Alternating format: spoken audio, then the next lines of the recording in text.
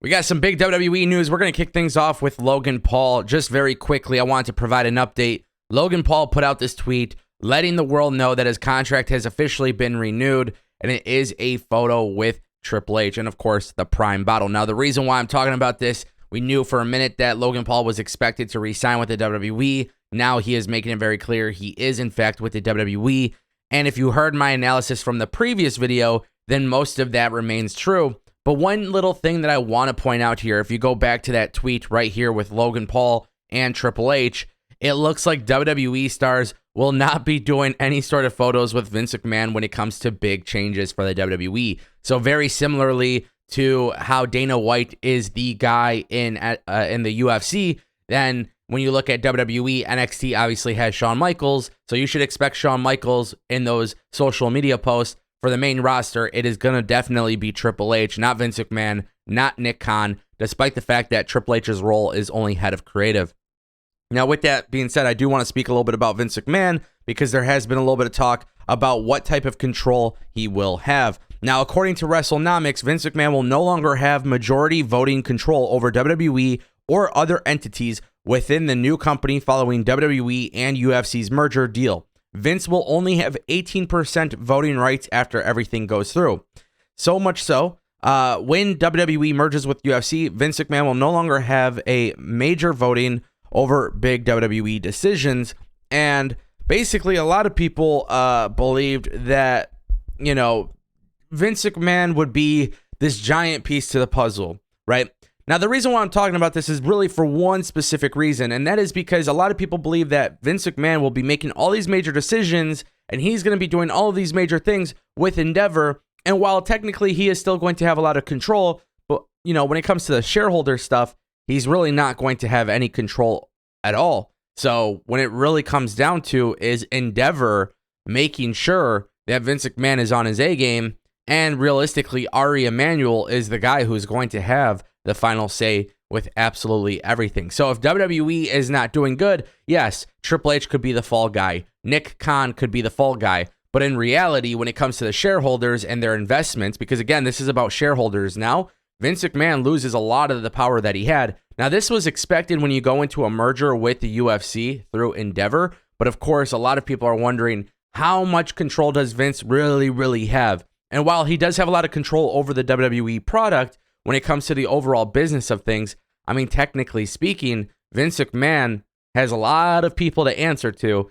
18% is not very high.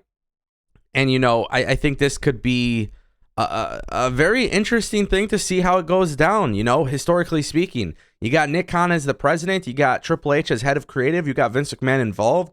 But ultimately, if Vince McMahon really wants to make money with this merger, which, by the way, there's a lot of possibilities there. If he really wants to do that, they got to put out the best product. They got to have the best business. They got to do what they were doing.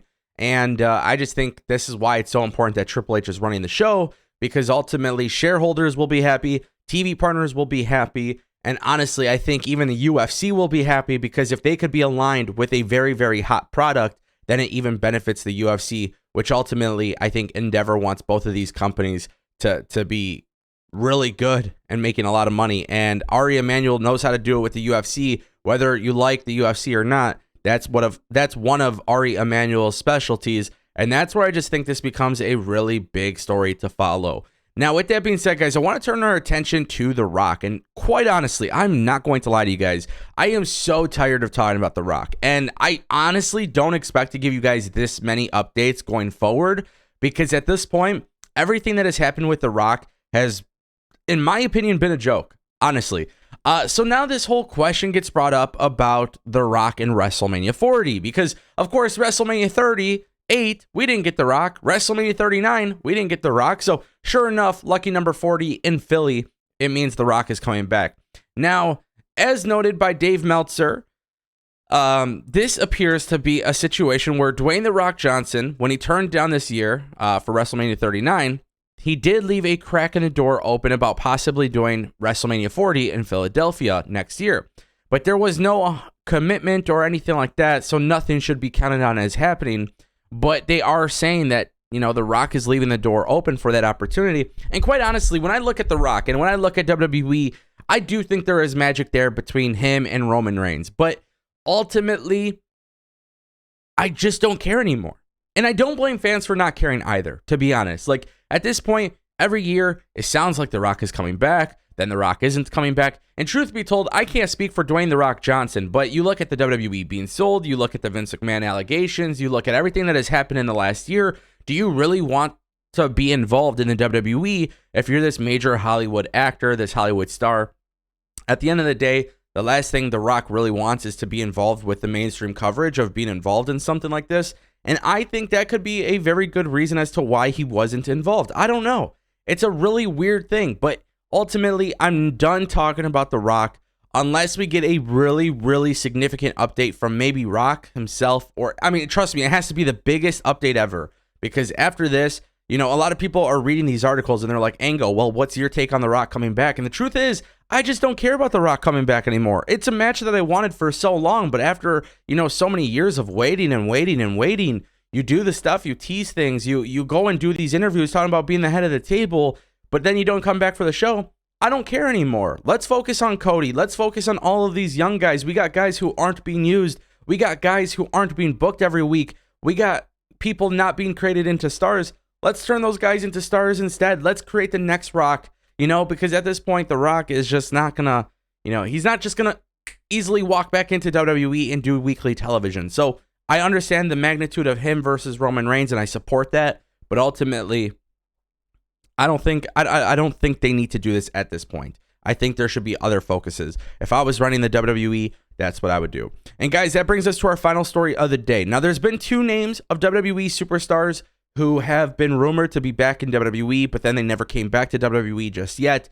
Well, now it appears that there's been a reason for it. Now, I'm just giving you guys a couple examples. Matt Cardona and Eric Young are 2 names that were rumored to have signed with WWE, but they haven't returned yet to WWE. They haven't re-debuted in WWE.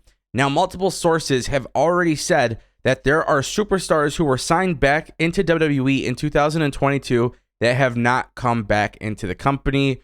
And there's a reason for that, and that is because of the WWE draft. Now, one of my viewers sent me an article from Ringside News where they actually said that the hiring freeze that WWE currently has is not applicable to certain people who have already joined the WWE, but they just haven't debuted, which would make sense, right? So I say Matt Cardona and Eric Young because those are 2 names that were rumored to come back into WWE.